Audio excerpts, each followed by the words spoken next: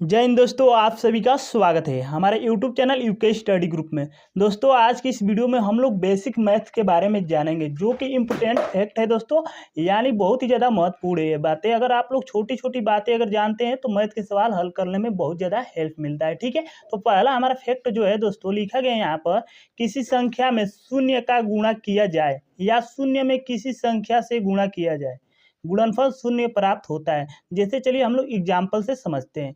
लिखा गया है ए गुणे जीरो इक्वल टू क्या हमको प्राप्त होगा। अगर ए का गुणा अगर जीरो में करेंगे तो हमारा जो आंसर प्राप्त होगा वो जीरो ही प्राप्त होगा, या जीरो गुणे ए करेंगे तब भी हमारा जीरो ही प्राप्त होगा। चलिए कुछ यहाँ पर उदाहरण लिए हैं, इसको हम देखते हैं। तो यहाँ पर लिखा गया है 5 गुणे जीरो, तब भी हमारा क्या होगा, जीरो ही होगा। जीरो गुणे 5 क्या होगा, तब भी हमारा आंसर जीरो ही निकल कर आएगा। या 8 गुणे जीरो गुणे 9 गुणे 6, अगर एक भी संख्या में अगर जीरो आ जाए तो उसका आंसर यानी हमारा जीरो ही आएगा। चलिए अब नेक्स्ट यानी फैक्ट को समझते हैं। अगला हमारा फैक्ट यहाँ पर दिया गया है, शून्य में किसी संख्या से भाग दिया जाए तो भागफल शून्य प्राप्त होता है।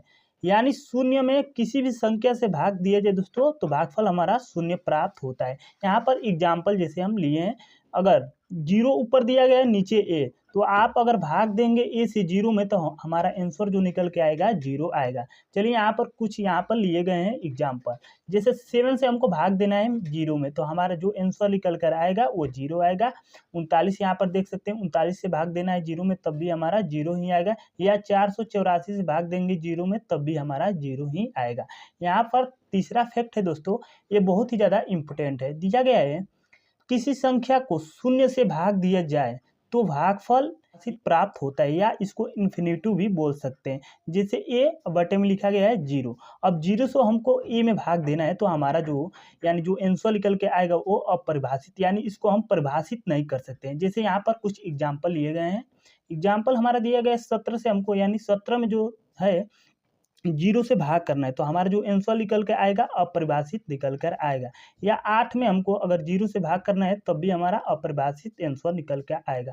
और यहाँ पर तीसरा भी एग्जाम्पल दे सकते हैं, यानी कितना भी दिया रहेगा अगर जीरो से भाग करेंगे आप लोग अपरिभाषित ही आएगा। ठीक है, अब चलिए नेक्स्ट फैक्ट के बारे में समझते हैं। तो देखिए दोस्तों, हमारा 4th नंबर फैक्ट दिया गया है, किसी संख्या की घात शून्य होने पर उसका मान 1 होता है।